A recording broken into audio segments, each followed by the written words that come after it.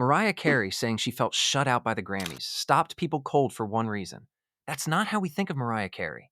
We think of a global superstar, a voice everyone knows, songs that have lived on radio, playlists, and holiday speakers for years. So if someone that big still feels left outside the room, what exactly was missing?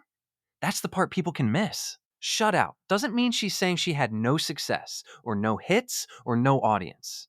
It means the biggest public rewards and the deepest institutional approval are not the same thing.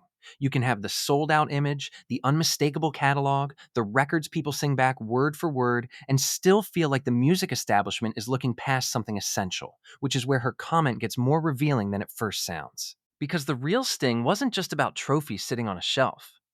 What made this hit harder was her saying she still doesn't feel fully appreciated as a songwriter, and that changes the whole story.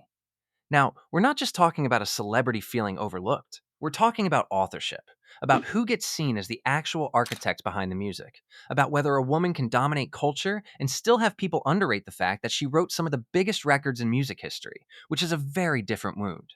And that wound is easy to picture.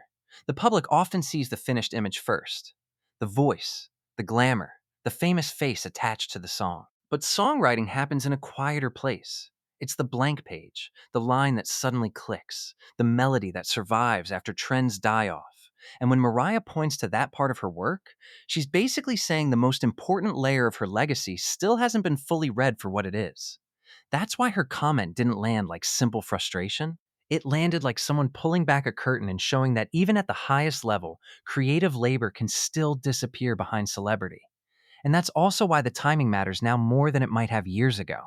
People are more tuned in today to who actually made the thing, who wrote it, who shaped it, who got celebrated for it, and who got treated like the face instead of the builder. So when Mariah says she felt shut out, audiences hear more than a complaint about the Grammys.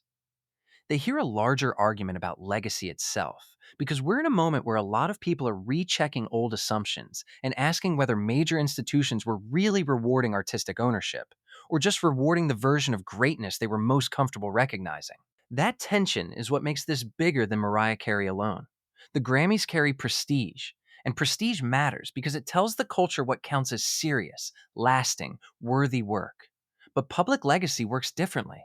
Legacy lives in the songs people keep playing, in the hooks that never leave, in the music that survives long after the ceremony lights go dark, and Mariah's legacy is secure by any normal standard. Even so, the gap still stings, because when an institution as powerful as the Grammys doesn't seem to fully embrace a part of your contribution, it can feel like history is being written with a key chapter blurred out.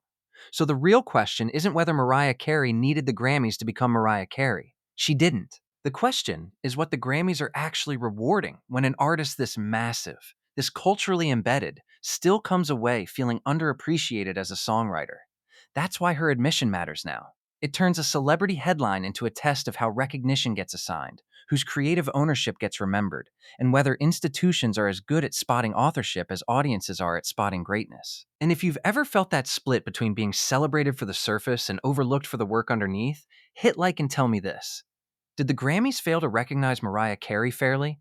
Or are commercial dominance and institutional respect just two completely different kinds of victory?